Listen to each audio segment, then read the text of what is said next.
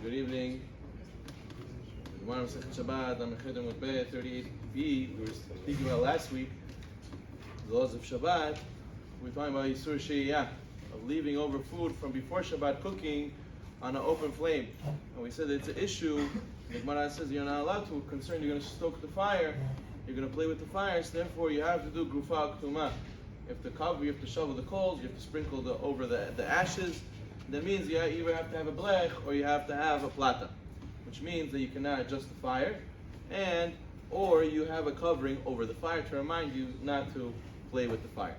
Now, there's another discussion in the same Gemara about Hazara. What's Hazara? Hazara is returning food to the plata or to the fire on Shabbat. It's talking about a person removed the food on the Shabbat and now he wants to return it back to the fire on Shabbat.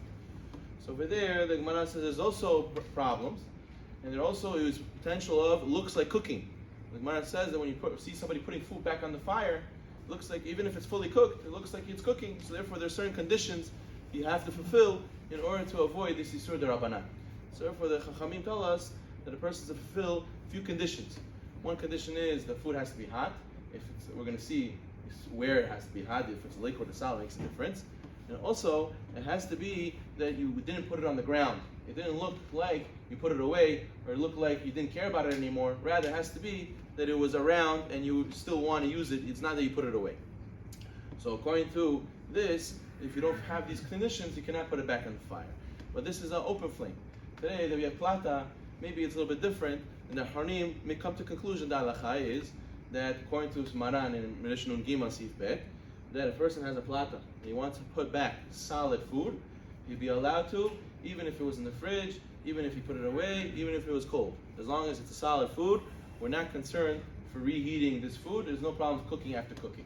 However, if it's a liquid, the wife made a wonderful matzah ball soup. He loves the matzah ball soup, so he wants to eat it again. So over there, he has to fulfill a few conditions to be able to put it back in the plata. Number one, it has to be out of it has to be scalding hot. Number two, has to be that he did not put it on the ground.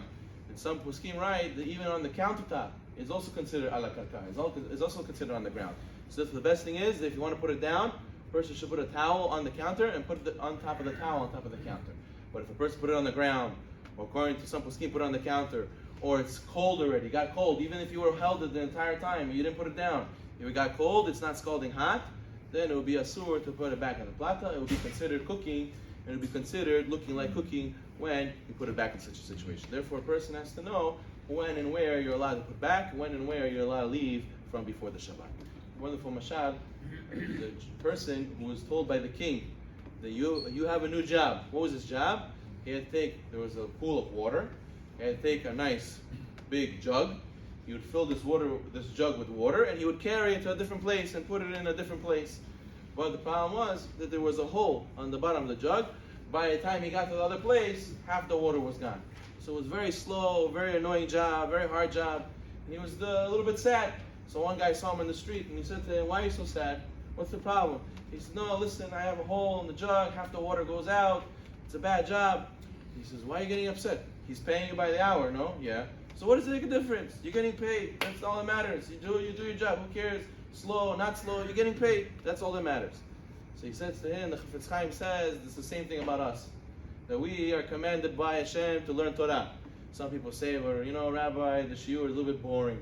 I'm not excited the whole shiur. Only some parts I'm excited. Or Rabbi, I don't understand 100% everything the Rabbi said. Only bits and pieces I get here and there. It's not a full job. Half the water is gone by the time I finish.